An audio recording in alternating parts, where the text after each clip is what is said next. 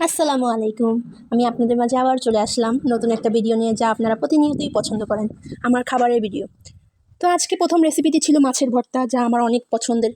তো প্রথমে কটা ভাত নিয়ে মাছের ভর্তা নিয়ে এগুলো আমি অল্প অল্প করে ভাতের সাথে মাখিয়ে খেলাম। আর ভাতের সাথে কিন্তু মাছের ভর্তা থাকলে প্লেট এমনিতেই খালি হয়ে যায়। আর আজকে কিন্তু অনেকগুলো আইটেম আছে, সবাই কিন্তু দেখে যাবেন। তারপরে ছিল করলা ভাজি। তো করলা ভাজির সাথে যদি বোম্বা মরিচ না হয় তাহলে তো জমবেই না। তো সামান্য করলা ভাজি নিয়ে একটু বোম্বা মরিচ নিয়ে খেলাম। আর আরেকটা কথা, সামান্য বলাতে আবার কেউ মাইন্ড করবেন না, আমার কাছে করলা ভাজি একটু মানে সামান্যই। তারপরে আমি করলা ভাজির সাথে প্রত্যেক নেলা বাইটে বাইটে খাচ্ছি। করলা ভাজি অনেকের কাছে পছন্দ না, কিন্তু আমার সব থেকে ভাজির মধ্যে বলতে গেলে মানে সবজির মধ্যে সব থেকে পছন্দের হলো করলা ভাজি। তারপরে হলো একটা ডিম ছিল। ডিম বলতে চাইনিজ পুঁটি মাছের ডিম আর হলো চেউয়া মাছের ডিম।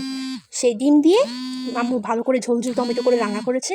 সেই টমেটোর রান্না এত মজা হয়েছে যে আমি আরেকবার নিতে বাধ্য হয়েছি। পর আম্মু আমাকে আবার ভাত দিল। ভাত দেওয়ার পর আরেকটা আইটেম ছিল, সেটা হলো একটা মাছ। মাছের নামটা কি আমি জানি না এক্স্যাক্ট, কিন্তু মাছটা এত মজা হয়েছে। আজকে প্রত্যেকটা আইটেমই অনেক মজা হয়েছে। আর আমার কিন্তু খাওয়ার সময় একটু ঝোলটা বেশিই লাগে, কেউ আবার এটা অন্য কিছু মনে করবেন না। তো আমি মাছটা এত নরম, এত সফট, আমি মাছটাকে একদম ভাতের মধ্যে ভরে ভরে খাচ্ছিলাম। মনে হচ্ছে যে কি জানি খাচ্ছি, অমৃত খাচ্ছি।